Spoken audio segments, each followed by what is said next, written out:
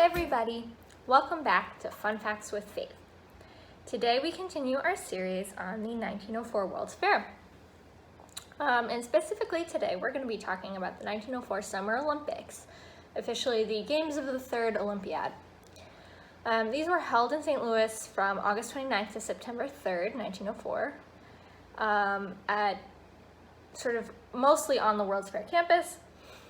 It was the first time that the Olympics were held outside of Europe. And there are several interesting things about this particular Olympics. So first of all, we stole it.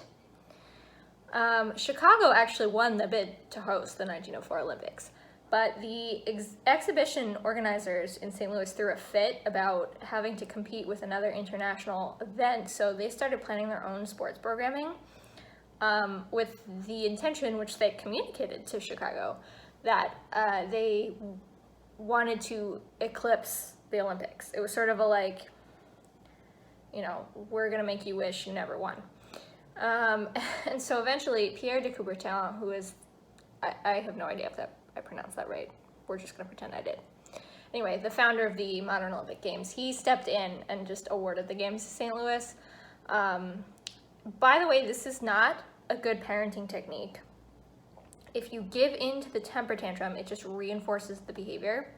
So don't do this. But anyway, St. Louis pitched a fit and it worked out for them. But as it turned out, in a lot of ways, it was kind of a lame Olympics.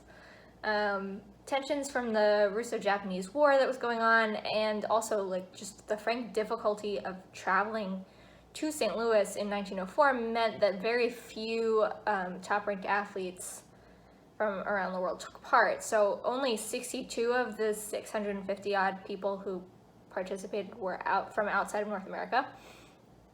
And there is some debate over which countries were actually represented, but it's in the realm of like 12 to 15. So hardly the, massive international spectacle that we enjoy today. Unfortunately, the place where there was a lot of international representation was at the World's Fair Anthropology Days, where like 1,400 indigenous people from all around the world were put on display, essentially, and also participated in a lot of sporting events. And these were intended sort of to be World's Fair events and also to kind of promote the Olympics, although they ended up being kind of more popular, to be honest. That said, there were some important firsts at the 1904 Olympics. The gold, silver, bronze medal format was introduced there.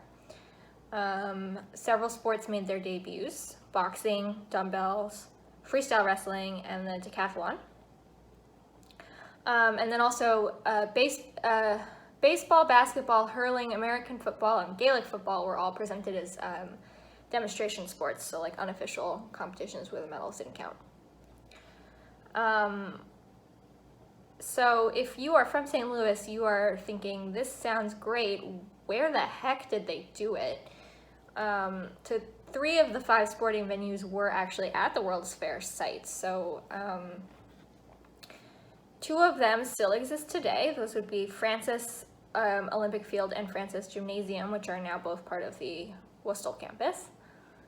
And then there was a life-saving lake exhibition, which was created for the World's Fair, and it was meant to show off boats and sort of other like life-saving technologies. And they used that for swimming, diving, and water polo.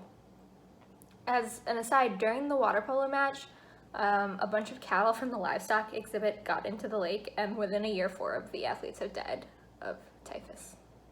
Bad.